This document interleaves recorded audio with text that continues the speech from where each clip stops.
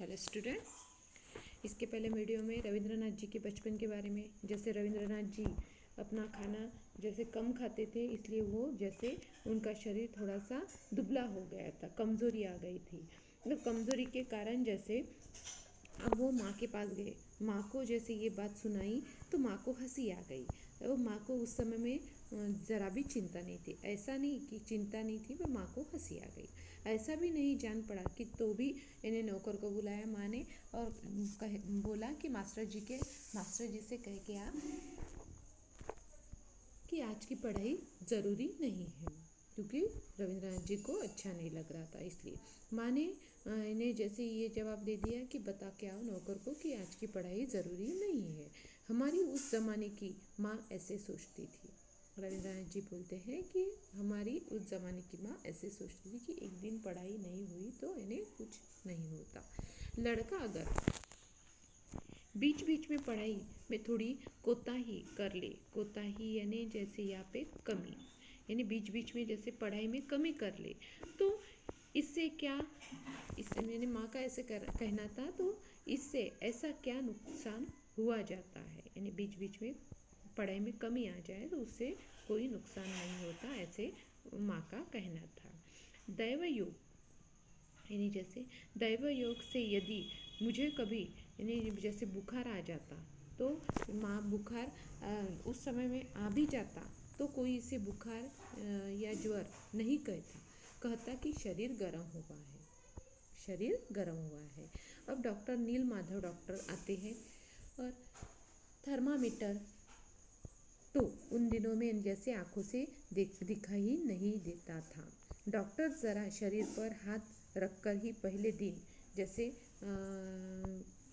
जैसे उपवास करने लगाते, एक आधी दवाई देने की व्यवस्था करते, गर्म पानी पीने के लिए लगाते। पानी मिल जाता, पर वो भी मिलता तो कैसे मिलता, थोड़ा बहुत पानी मिलता तो कैसे मिलता, वो भी गर्म पानी मिलता था। उसके साथ इलायची के दाने चल सकते थे, तो उसके साथ क्या करते थे कि इलायची के 2 दाने यानी जैसे दाने चलते थे तो वो दिया करते थे।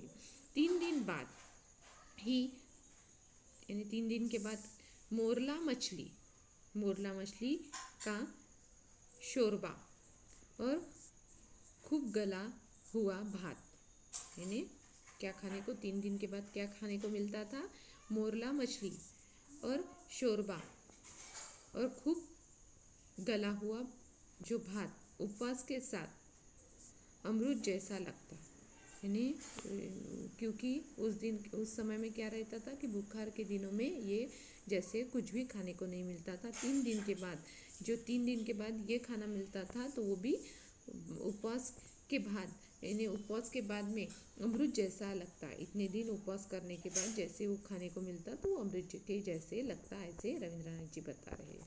बुखार में पड़ना रहना किसे कहते हैं, यानी बुखार में पड़े रहना किसे कहते हैं, याद नहीं आता। मलेरिया शब्द सुना ही नहीं था उस समय में, यानी बुखार में कैसे पड़ते ये याद नहीं था। मलेरिया ये शब्द सुना नहीं था। फोड़ा चीरने वाली, यानी जैसे फोड़ा चीरने वाली छुरी, खरोच शरीर पर किसी दिन भी अनुभव नहीं की, यानी जैसे शरीर पर फोड़े हो जाए और उससे छुरी से उसके काट कर उसकी मलम पट्टी वगैरह ऐसे चीरा वगैरह दिया जाता है, ऐसा अनुभव रविंद्रनाथ जी ने नहीं लिया।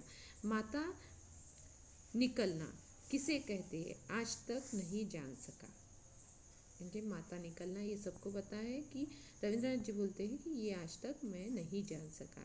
शरीर में उबला देने वाली एक जैसी तंदुरुस्ती बराबर बनी रही, यानी शरीर को उबला देने वाली, यानी जैसे शरीर को उबला देने वाली, यानी जैसे एक उनको शरीर को जैसे जो उब मिलती थी, यानी जैसे यहाँ पे है कि तंदुरुस्ती ऐसी मिलती थी उस समय में, खाने पीने में ऐसी चीज़ें रहती थी कि वो बीमार नहीं पड़ती थी और उनमें तंदुरुस्ती भी बनी रहती थी। माताएं यदि अपने बच्चे के शरीर को इतना निरोगी बनाना चाहती हो तो उन्हें ब्रजेश्वर के समान नौकर खोजना चाहिए, यानी रविंद्रनाथ जी का बोलना था कि माताएं ने जैसे अपने बच्चों को इतना निरोगी बनाना चाहती है तो उन्हें कैसे नौकर रखना चाहिए, ब्रजेश्वर जैसा। खाने के खर्च के साथ ही वह डॉक्टर का खर्चा भी बचाएगा। खाने का भी खर्चा बचाता है, साथ में डॉक्टर का भी खर्चा बचाता है। विशेषकर इन दिनों जब मशीन के आटे और घासलेटी घी का प्रचार बढ़ा हुआ था। यानी उस समय में क्या था, मशीन का आटा था और घासलेटी घी का प्रचार बढ़ा हुआ था। एक बात याद रखने की है कि उन दिनों बाजार में चॉकलेट नहीं दिखाई देता था। यानी उस समय में क्या था कि बाजार में चॉकलेट नहीं दिखाई देता था। मिलती थी 1 पैसे दाम वाली गुलाबी रेवड़ियाँ। यानी उस समय में मिलता था, चॉकलेट नहीं मिलता था और मिलती थी तो 1 पैसे वाली गुलाबी कलर की जो रेवड़ियाँ है, जो छोटी छोटी गोलियाँ रहती है, वो मिलती थी।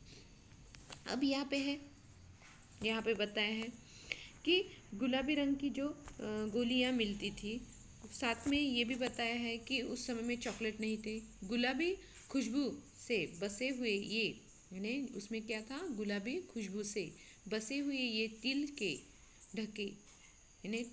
से ढके चीनी के ढेल, यानी सबको पता ही वो तिल की छोटी छोटी रेवड़ियाँ।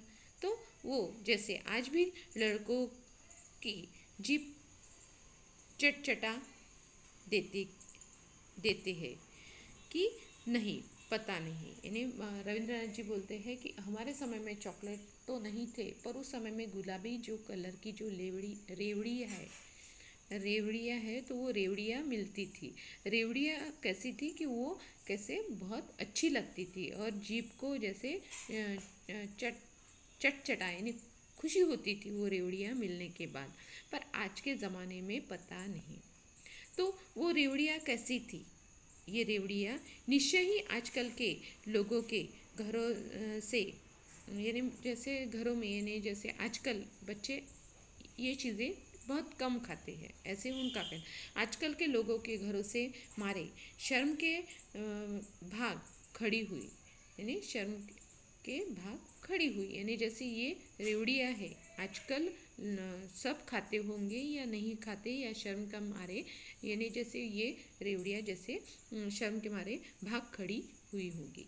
तो जैसे उस समय में क्या था कि चॉकलेट वगैरह ये ज़माना नहीं था और चॉकलेट नहीं मिलती थी। जो रेवड़ियाँ है वो 1 पैसे की मिल जाती थी और वो खुशी से बच्चे खाते थे। पर आज क्या है, आज के ज़माने में ऐसी चीज़ें खाना पसंद नहीं करते, पर उस ज़माने में 1 पैसे में रेवड़ियाँ मिलने के बाद खुशी के साथ बच्चे खाते थे। अब रविंद्रनाथ जी ने यहाँ पे जैसे उनको बुखार आता था तो उपवास करना पड़ता था।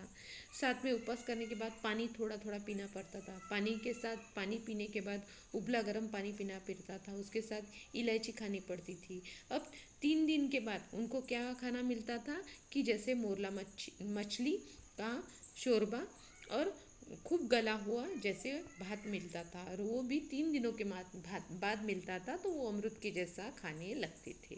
और जैसे उनको बुखार, जैसे ऐसे बुखार नहीं आए कि जैसे मलेरिया, जैसे देवी निकलना, ये चीज़ें उन्होंने कभी नहीं देखी। तो रविंद्रनाथ जी यहाँ पे पूरा वर्णन करते हैं कि यानी जैसे उन्होंने बचपन में जैसा बचपन उनका बीता, साथ में जैसे माँ एक आधे दिन उनको अच्छा नहीं लगा, या बीच में पढ़ाई में भी थोड़ी सी गैप दे देती थी, क्योंकि ऐसा नहीं, माँ ऐसे नहीं सोचती थी कि एक दिन गैप देने से बच्चों का नुकसान हो सकता है। तो रविंद्रनाथ जी ने यहाँ पे पूरा वर्णन किया हुआ है।